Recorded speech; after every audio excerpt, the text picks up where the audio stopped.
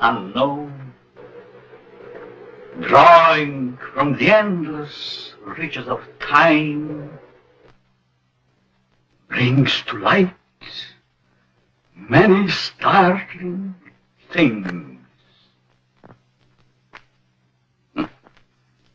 Startling because they seem new, sudden. But most are not new to the signs of the ages.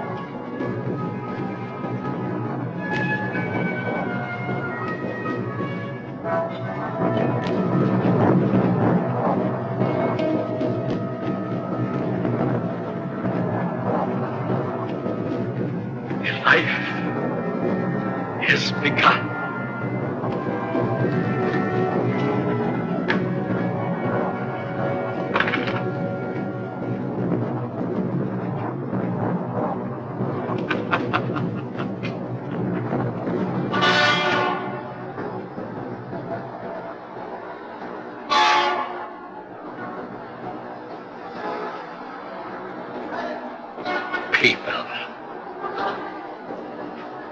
all going somewhere, all with their own thoughts, their own ideas, all with their own personalities. One is wrong because he does right. One is right because he does wrong. Pull the string. Dance to that which one is created for.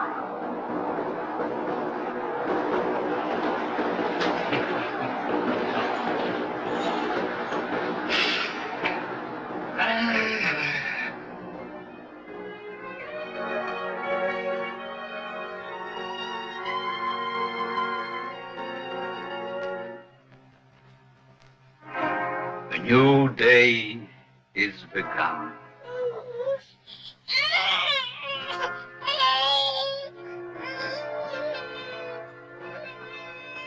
A new life is begun.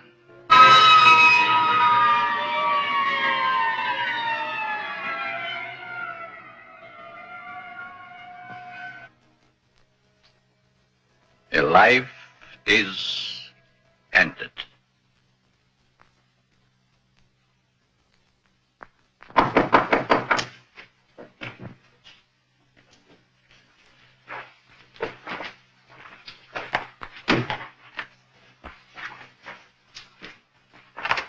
Let me see that note.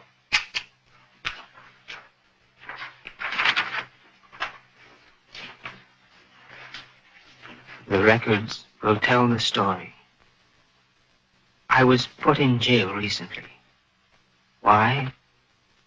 Because I, a man, was caught on the street wearing women's clothing. This was my 4th arrest for the same act. In life, I must continue wearing them. Therefore, it would only be a matter of time until my next arrest. This is the only way.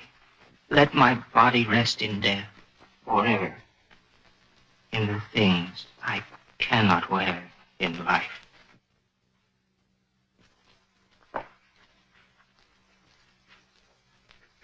Inspector Inspector Warren is here to see you, Dr. Alton. Oh, yes. Show him in, Miss Stevens.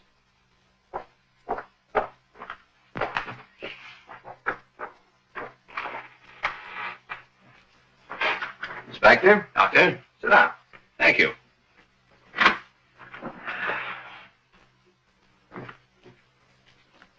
You're a very busy man, Dr. Alton, I know. I appreciate this time you're giving me. Business or pleasure, Inspector?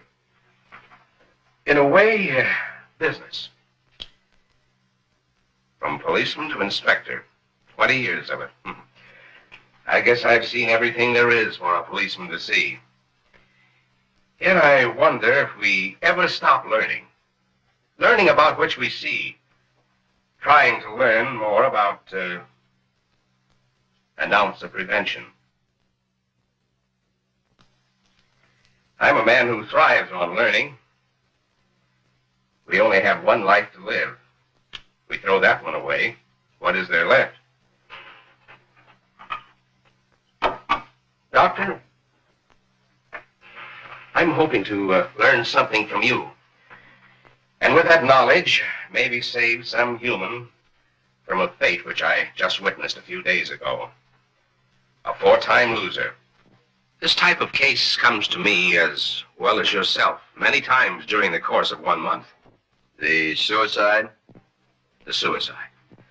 Most of us have our idiosyncrasies. This fellow's was quite pronounced. Yes, but I wonder if it rated the death warrant it received. Well, that's why I'm here today, Doctor. What do we do about it? I've always heard you to be a hard-hearted policeman, Inspector. Isn't that what's thought of most policemen? The laws are written. The policeman is hired to see that those laws are enforced. We have a job to do. As in most jobs, there's always somebody who doesn't want that job to be done. In most factories today, the employer has put up suggestion boxes.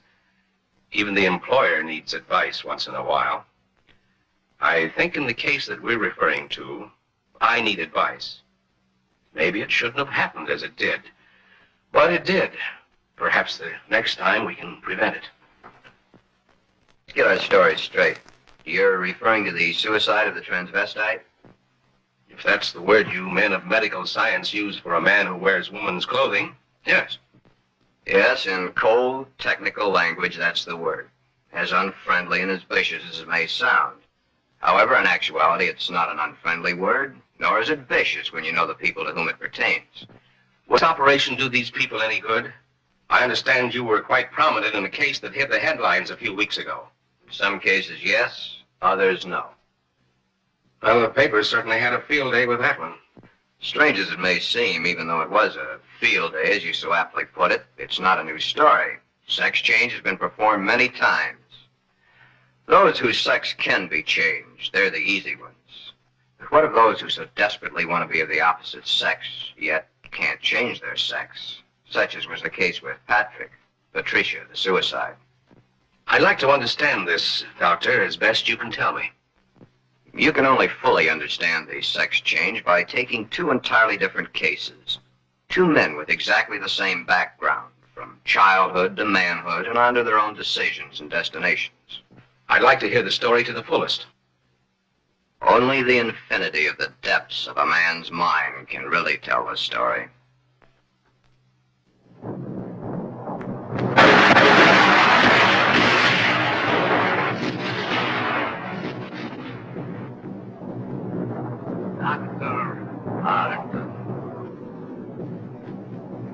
A young man, though he is, speaks the words of the Almighty.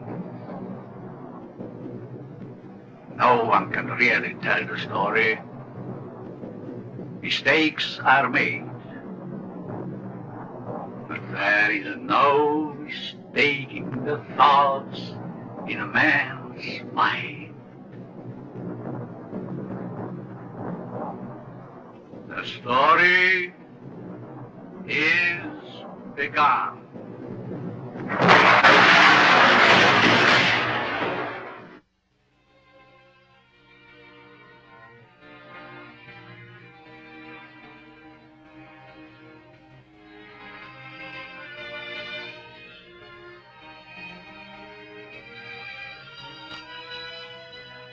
One might say, there, but for the grace of God, go I. Why is the modern world shocked by this headline? Why? Once, not so very long ago, the people of the world were saying, Airplanes, huh? Why, it's against the Creator's will. If the Creator wanted us to fly, he'd have given us wings. but we fly. Maybe some of you may still remember an even sillier remark. Automobiles? Nah, they scare the horses. If the Creator had meant for us to roll around the countryside, we'd have been born with wheels. Silly? Certainly. We were not born with wings. We were not born with wheels. But in the modern world of today, it's an accepted fact that we must have them. So we have corrected that which nature has not given us. Strangely enough, nature has given us all these things. We just had to learn how to put nature's elements together for our use, that's all. Yet, the world is shocked by a sex change. If the Creator had wanted us to fly, he'd have given us wings. If the Creator had meant us to roll around the countryside, we'd have been born with wheels. If the Creator had meant us to be boys, we certainly would have been born boys. If the Creator had meant us to be born girls, we certainly would have been born girls. Are we sure? Nature makes mistakes. It's proven every day. This person is a transvestite, a man who is more comfortable wearing girls' clothes. The term transvestite is the name given by medical science to those persons who wear the clothing of the opposite sex. Many a transvestite actually wishes to be the opposite sex. The title of this can only be labeled Behind Locked Doors. Give this man satin undies, a dress, a sweater, and a skirt, or even the lounging outfit he has on, and he's the happiest individual in the world. He can work better, think better, he can play better, and he can be more of a credit to his community and his government because he is happy. These things are his comfort. But why the wig and makeup? He dares to enter the street dressed in the clothes he so much desires to wear, but only if he really appears female. The long hair, the makeup, the clothing, the actual contours of a girl. Most transvestites do not want to change their life, their bodies. Many of them simply want to change the clothing they wear to that is worn by the opposite sex. Glenn is engaged to be married to Barbara, a lovely, intelligent girl. Those fingernails have got to go. You know, I didn't realize they're as long as they are. My goodness, they're almost as long as mine. Maybe even prettier. We'll have to paint them sometime just for the fun of it. We'll trim them. That's for sure. You know, honey, you've invited me to dinner so many times in the last couple of months. It's almost like we were married already. I wish we were, darling. It's been a long year. For both of us. But now, my studies are through, college is concluded, and I'm free at last. Free? For the time being. Huh? Oh. How about joining me for an after-dinner drink? The living room? Mm-hmm.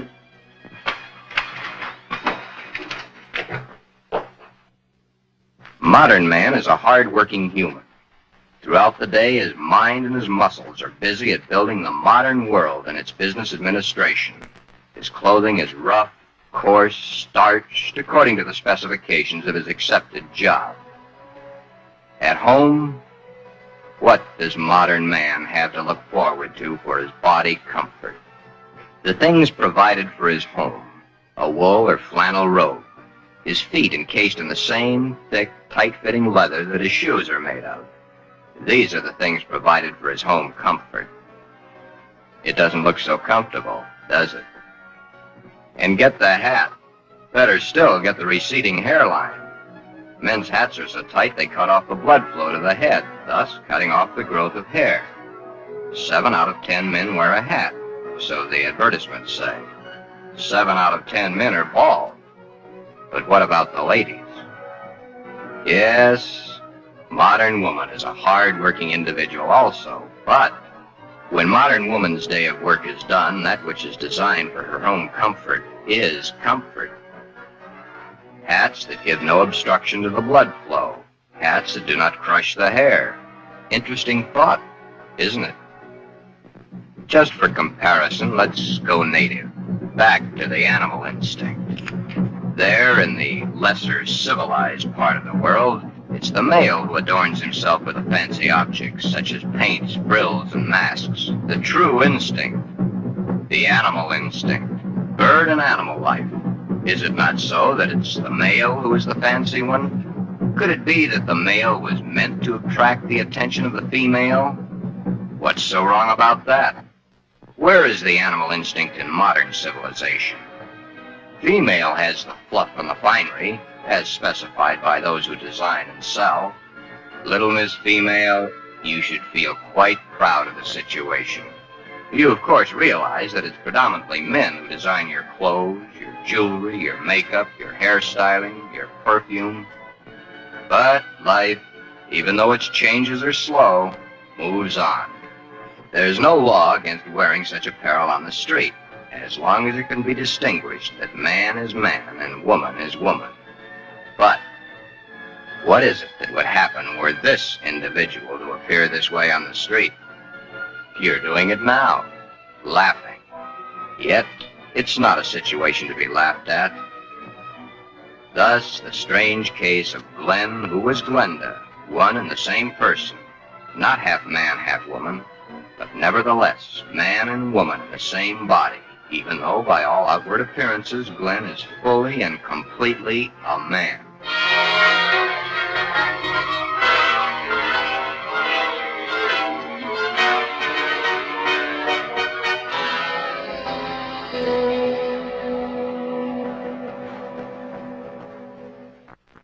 Sister, let me borrow her dress. You want to borrow your sister's dress? What for? I want to wear it to the Halloween party. There are names for boys who go around wearing girls' clothes. Oh, don't be silly, darling. You go ahead and wear your sister's dress, Glen. You always did look much better as a girl than you do as a man. Glen did wear the dress to the Halloween party. He even took first prize.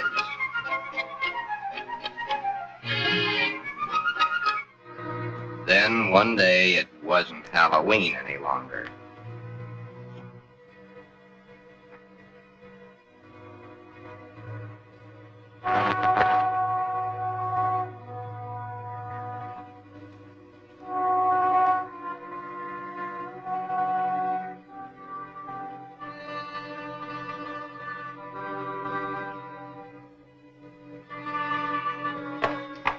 I wish I had the sight into such things to be able to advise you, Sheila. Maybe if you took the problem to a doctor. It's Glen that needs the doctor. But when things like this go wrong with someone so close and in your own family, it's so hard to believe. It's not really hard to believe. It's just hard for you to accept. Well, of course it's hard for me to accept. Suppose I were to come home with Roy or one of my other boyfriends some night and find Glen like I did last night. Yeah, that would be hard to explain. That's the understatement of the year. Just how does one go about introducing your friends to your brother when brother's wearing your best sweater and your skirt and makeup to boot?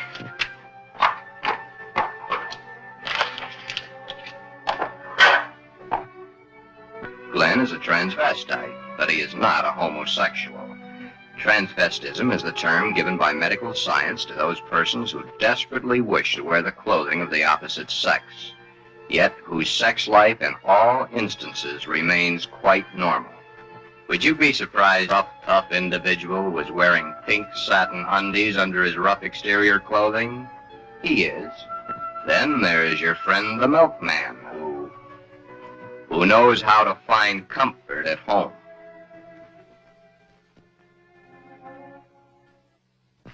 I can't stand it any longer. He wears all my clothes. Nothing is sacred to him, even my briefs. He has every one of my sweaters stretched out of shape. Of course, he has always replaced them. But then, they didn't last long either. But, Your Honor, ruffles on his shirts and shorts. Really? Glen and all the hundreds of thousands of other Glens across the nation face quite a problem. Glen is engaged to be married to Barbara, a lovely, intelligent girl. The problem? Glenda, Glen's other self. The girl that he himself is, his other individual personality. You look tired tonight, Glen. Yeah, I guess I am. It's been a long day. Have you seen the paper yet? No, why? Isn't that a strange case? I wonder how some people's mind works. Well, some people aren't happy the way they are. That's a pretty drastic step to take. If it's the only way, I'm for it. I wonder what I would do in a case like that, if I were in the mental turmoil that person went through. Or if I suddenly realized that something was mentally wrong with you. It's hard to visualize. Here we are, two perfectly normal people, got to be married and lead a normal life together. And there's this poor fellow who never could have been happy if it wasn't for modern medical science. Our fourth term in psychology explains a lot of the facts, but I'm afraid the end of study is only the beginning of reality. Glen's problem is a deep one, but he must tell her soon. She's begun to notice things. His nails, his eyes when he looks into a ladies' store window. So many of the little things that are hard to hide. Soon she will realize. Then there was the time Barbara was wearing the sweater Glen had always wanted to feel on his own body.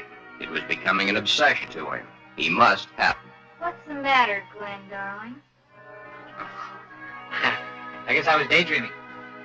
Something seems to be troubling you. Why don't you tell me? It's nothing. Once, long ago, just after we started going steady together, we promised we'd never lie to each other. Are we going to start now, just because we're engaged to be married? It's just that... Oh, Barbara, it's nothing that little sleep won't cure. It's been an awful long day. It's more than that. Come on, tell me, darling. Who knows? Maybe I can help. It's just if you could. And something is troubling you. Yes, Do I have a right to know? you have a right to know. But let's just say for the moment that I'm afraid to tell you. I'm afraid I'd lose you. Nothing could be as bad as all that. I love you, and you love me. And nothing in the world can change that. I hope not. I really hope not. Glen, is it another woman?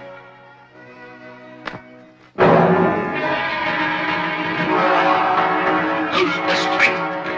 Pull the string! The mistake is made.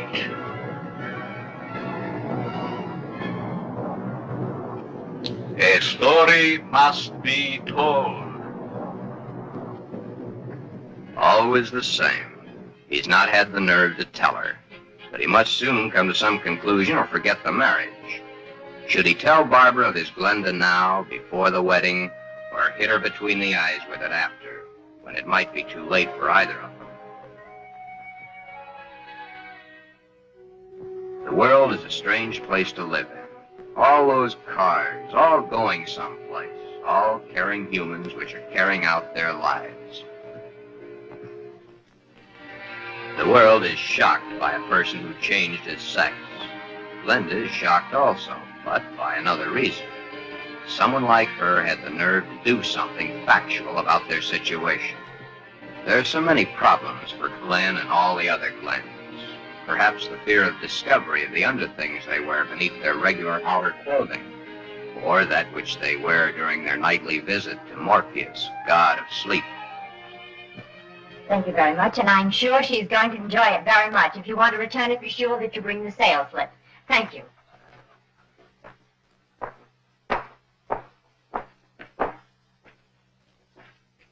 Can I help you, sir? Yeah. Let me see a 90. Well, what size? 12. The color, the material? Black, very sheer. Just a minute. Well, we have this here. Would you like that? Something like this? There's lace? Yeah. Perhaps she admires the material too long. You can see how sheer the material really is. Yes. You see, it's all pure nylon and only $21.95. And of course, it will never snag.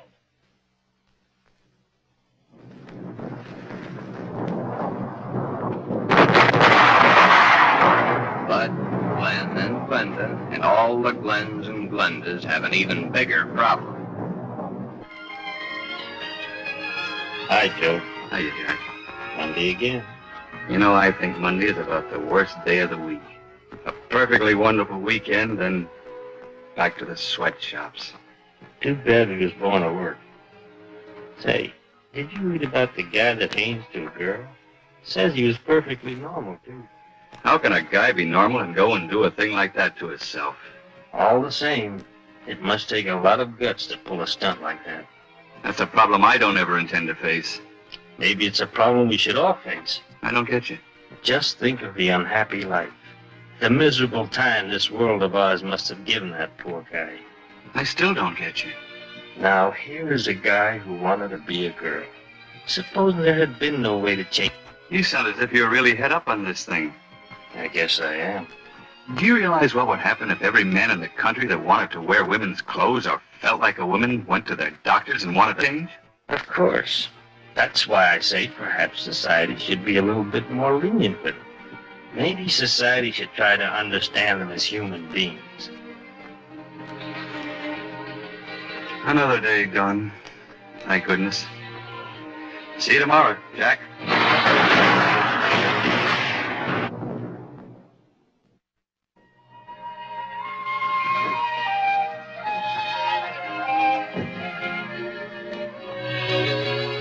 Hi, Glenn. Hi, Johnny. Come on in and hit it right for the kitchen. I can't let that dinner burn. You know, I thought I was going to have to eat alone tonight. Well, you probably will because I've already eaten.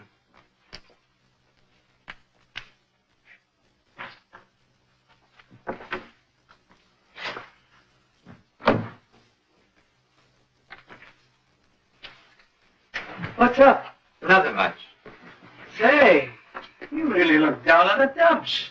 I guess I got a problem. Haven't we all? I mean a real problem, one like I've never had to face before. Our whole existence is one big problem after another. I want to get married. You have a problem. When did this all come about? For nearly a year, I've been engaged to a very wonderful girl.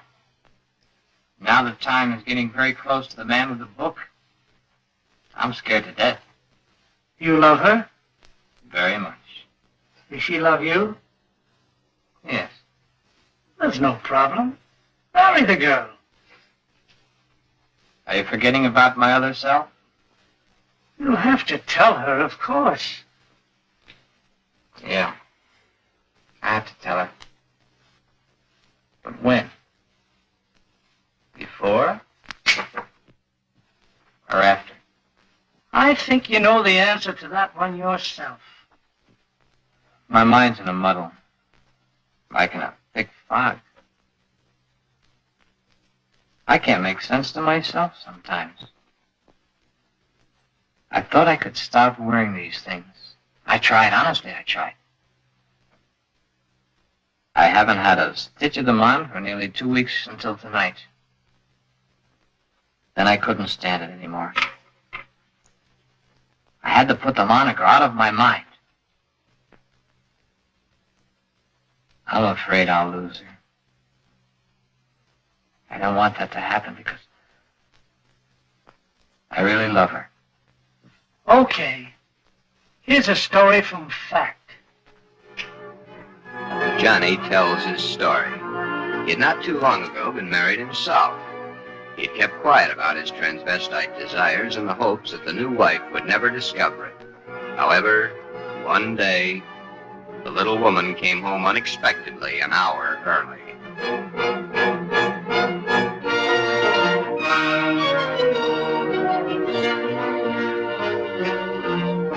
That marriage ended here. Will your problem be like mine? Most probably it will. Because her love hasn't been built up for such a thing. She, your wife, she will not have been taught enough about the problems to cope with it. Glenda must now make her decision, or forever forget the marriage to Barbara. Glenda should consult a competent psychiatrist, but then very few transvestites wish to change their strange desires. This is their life. To take it away from them might do as great a harm as taking away an arm or a leg, or life itself. Many even carry their transvestite desires to the grave with them. Yes, it is a problem. But Glenda, remember back almost a year ago when Glenn and Barbara accepted each other? Right. That's the 6th time you've said goodnight. I guess it is. Look. Come on over here a minute.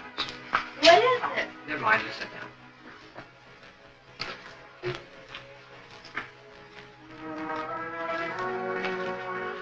Oh, I was beginning to think you'd never get around to it.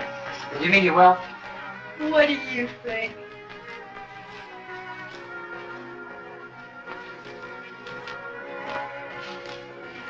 When? I must finish college first. It's only 7 months to go. Well, that's hardly long enough for you to get a trousseau together. How would you know about such things?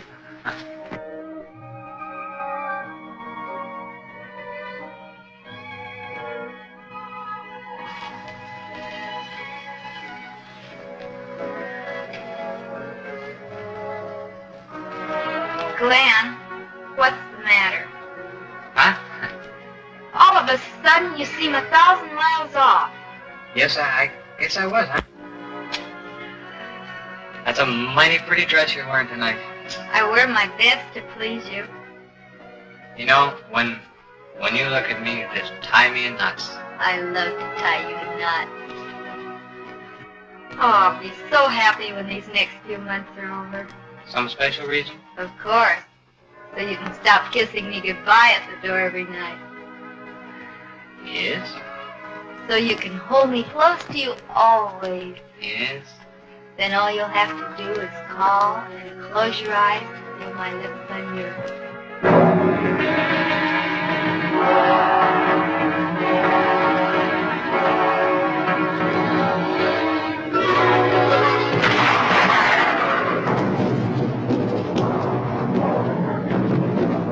Beware.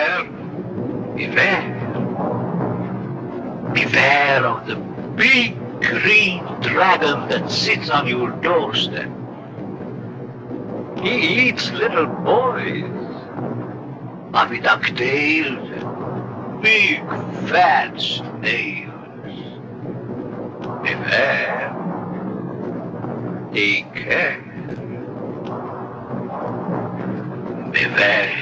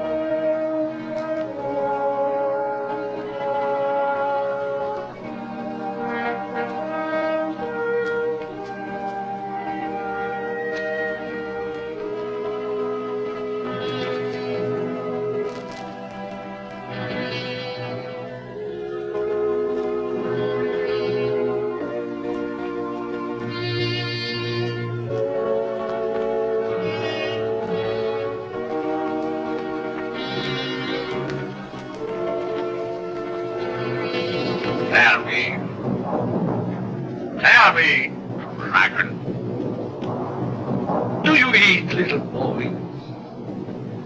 Hot ducktails and big fat snails. Happy Dog's tail, Puppy Dog's tail, Puppy Dog's tail.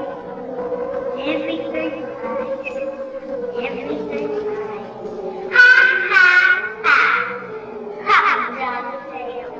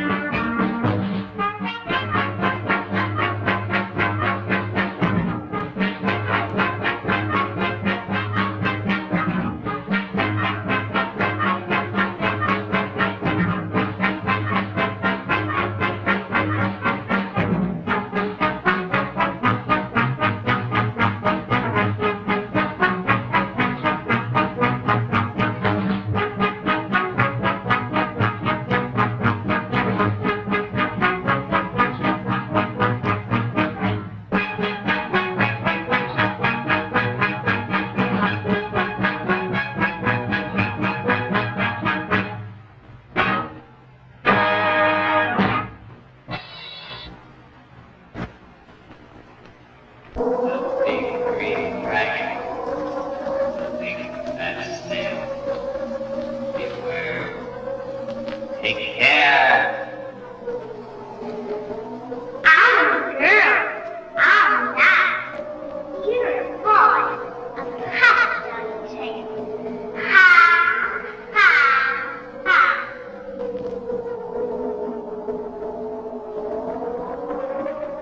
Everything nice. Puppy dog tail. Puppy dog tail. Puppy dog tail.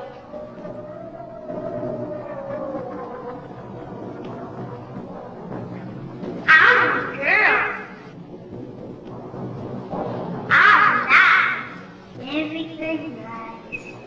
Everything nice. Ha ha ha. Puppy dog tail.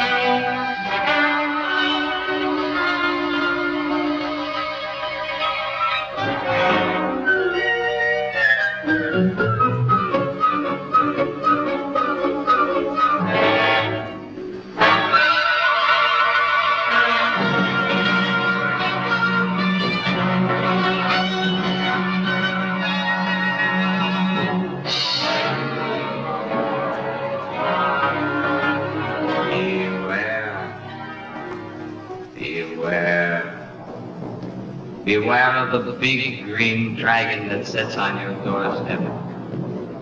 He eats little boys, puppy dog tails, and big fat tails. Beware, take care. Beware.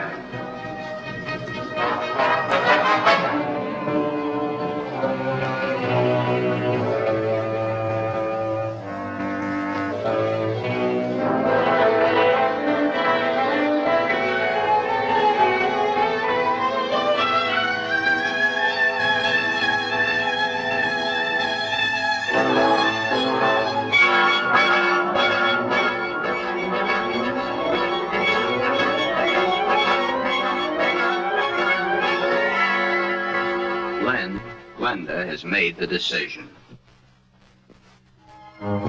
Glenn has decided to tell Barbara of his dual personality. To tell her of the nighties and negligees, the sweaters and skirts, the robes and dresses, the stockings and the high-heeled shoes, the wig and the makeup, all that goes to make Glen into Glenda. He tells Barbara he cannot cheat her of the knowledge that she, as his fiancée, should possess all the facts. He tells her softly, hurriedly at first, then slowly as he becomes more technical. His hands move to caress the smooth material of her Angora sweater, which he has so long and so desperately wanted to put on his own body. He tells of this to her, and she looks to the sweater and to his hand. Then, when it is all over and that much of the story he knows is told, Barbara is not sure of her own thoughts. That's about it, darling. I wanted to tell you for a long, long time, but just couldn't bring myself to do it. I've been too much afraid of losing you.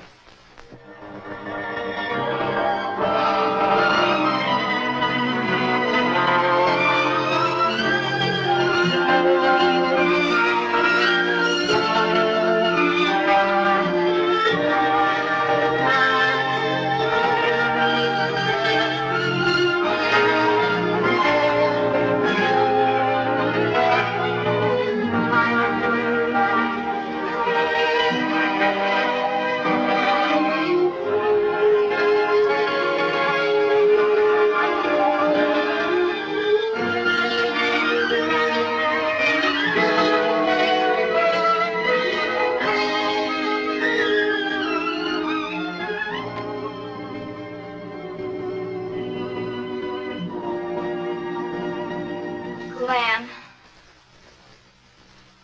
I don't fully understand this, but maybe together we can work it out.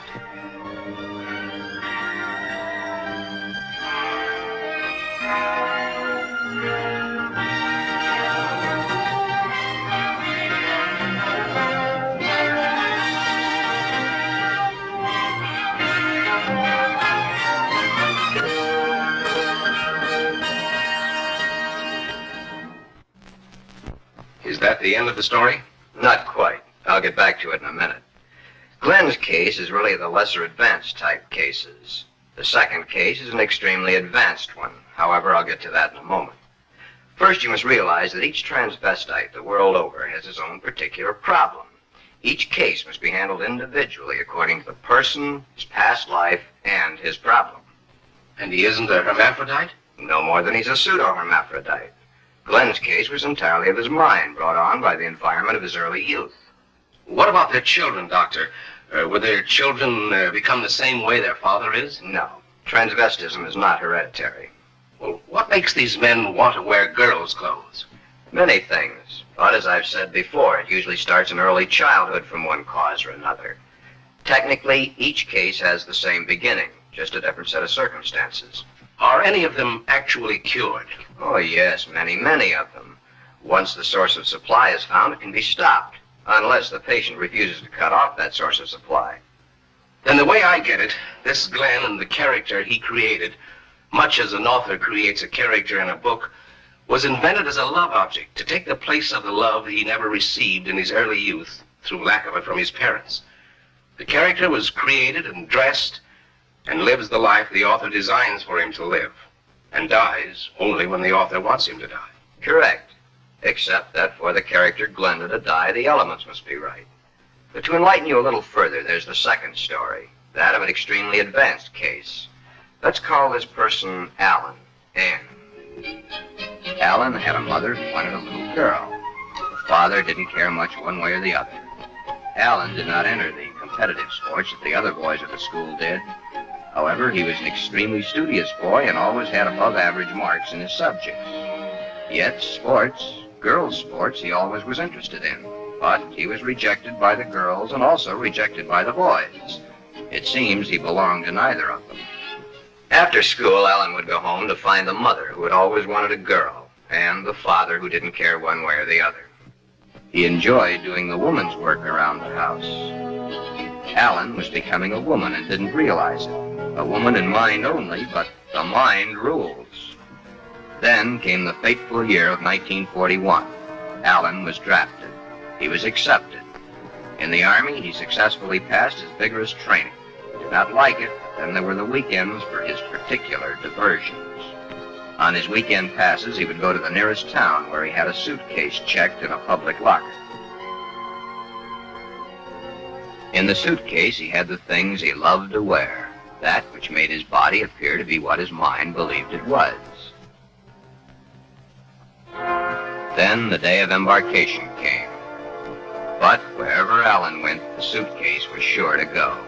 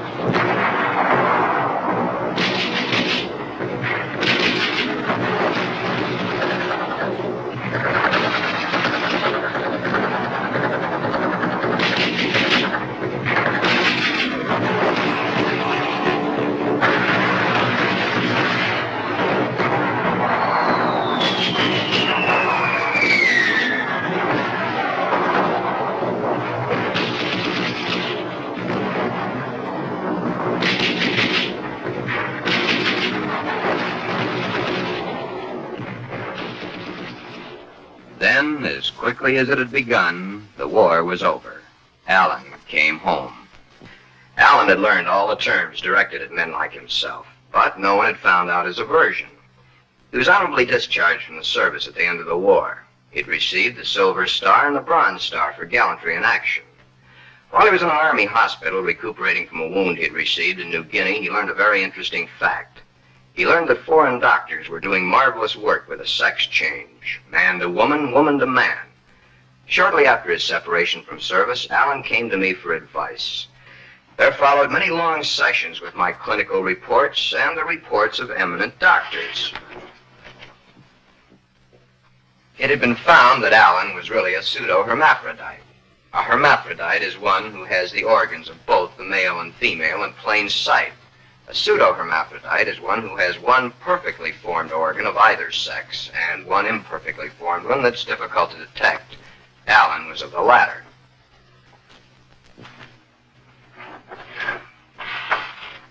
Alan was then given his choice.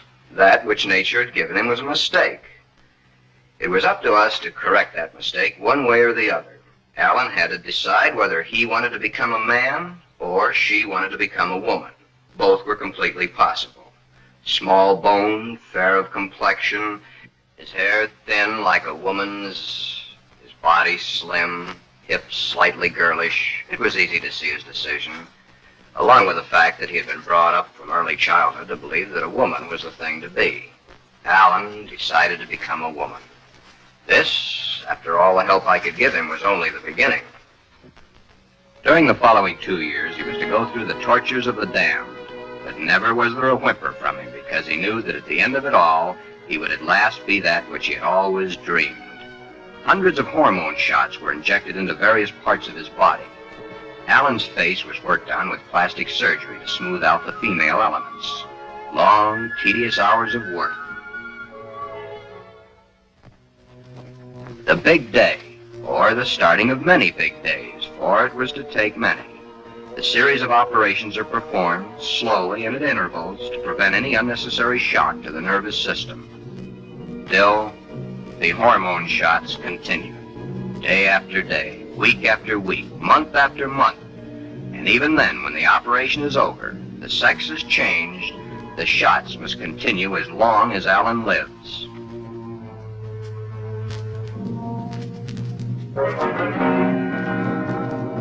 First, the breasts are brought out. The body of the woman within begins to appear now.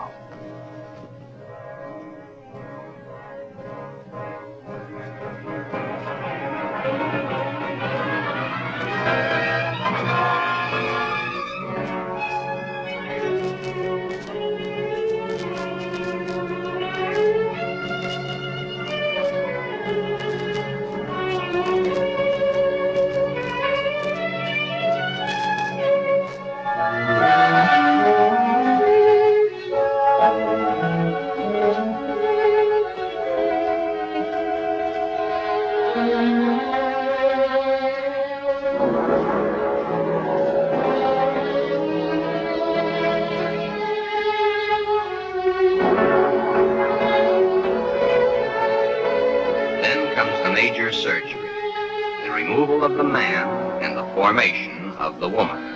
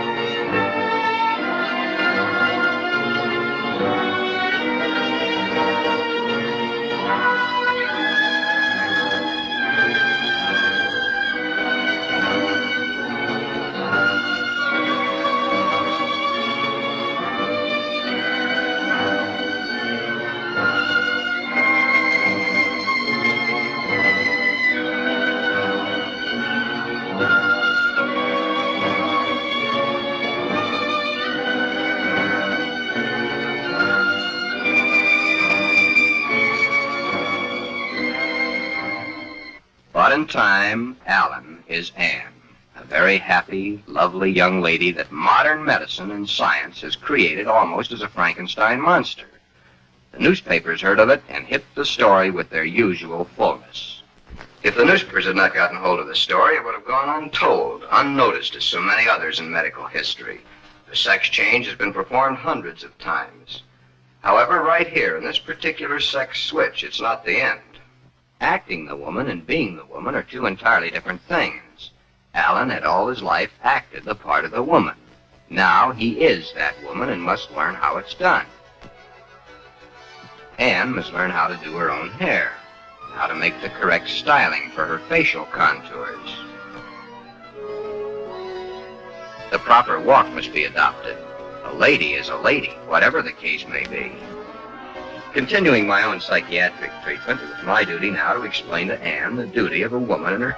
Alan, of course, had known the man's, but he was soon to realize he knew very little about a woman's. Yet, through it all, Anne loved every minute of it. Anne was indeed meant to be a woman, and now that the sex change had been completed, Anne was a very happy woman, and a woman who was eager to learn, and now was accepted by society. A woman born at the age of 24, in a world that for 24 years she had seen as a man, but a woman who now would, and was properly instructed in how to accept, a woman's world. Thus, this case, which has a happy ending, is due entirely to the corrections made by medical science. I've had several such cases. In fact, in my 20 years of practice, I've been prominent in 7. However, my colleagues have had hundreds. Then you believe that the Glen of the first story should have the sex change? In Glen's case, no indeed. Glen would never be happy with a sex change. The Alan of your story ended happy? I'll tell it to you exactly as I told it to them. Shortly after Glen told Barbara of his love for girls' clothing, he started treatments with me. On the last treatment, both he and Barbara came to me. I told them the same story of Alan, and as I've told it to you, Inspector, Anne was a pseudo-hermaphrodite. Even though one of the sexes was imperfect, she had the organs and the characteristics of both the male and female. Glen's case is an entirely different type of case. Remember I said, no matter what the case, it's a different thing. A new problem to be looked into, then solved. A new challenge to the psychoanalysis. Glen's body holds only one sex, that of the male. In all our talks, I've learned these pertinent facts. Glen's father had no love for his son. His father wanted Glen to be a football hero or a baseball player so that he could brag to his cronies down at the corner saloon as his cronies bragged to him about their own sons. Thus, the ruse of Glen's fictitious character. He invented it when he could find no love from his mother and no love from his father. His mother had hated her own father. Glen reminded her of her father. Therefore, she gave all her affection, love, and attention to her daughter. Glen then decided also to become a daughter. Glen, you can kill this fictitious character of yours any time you wish. For your happy ending, it's the only way. Then you think I can kill the second character by transferring her qualities to Barbara? Exactly. But as the author and his character, the elements must be right. It's up to you, Barbara. You must take the place, give the love, and accept the facts that Glenda has always accepted. If you love each other as you now believe you do, Well, it'll be a hard job, but you'll enjoy doing the job. Should I let him continue to wear girls' clothing? Or should I put my foot down? If you put your foot down, you'd only go behind closed doors. Love is the only answer. Glenda must be transferred to you. Supposing Glenn never gets over wearing girls' clothing. Would it matter to you very much? I love Glenn. I'll do everything I can to make him happy.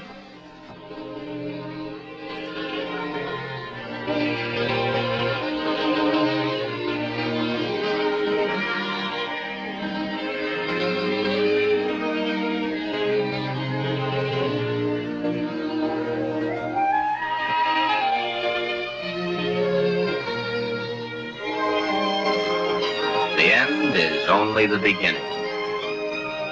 Time passes. Soon, due to a happily married life, the remembrance of the psychiatric treatments, and Barbara's love and understanding, Glenda begins to disappear forever from Glenn.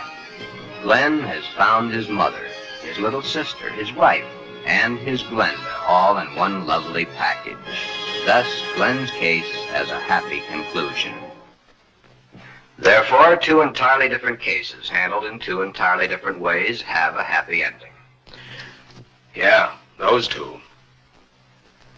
But what of the hundreds of other less fortunate Glens the world over?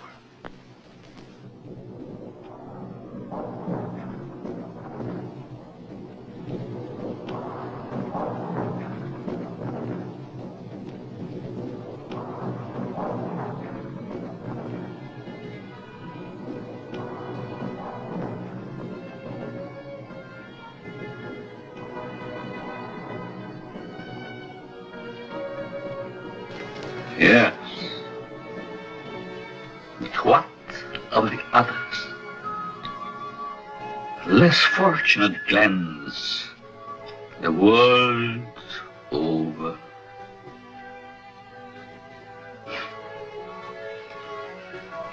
Oh, snips and snails and puppy duck tails.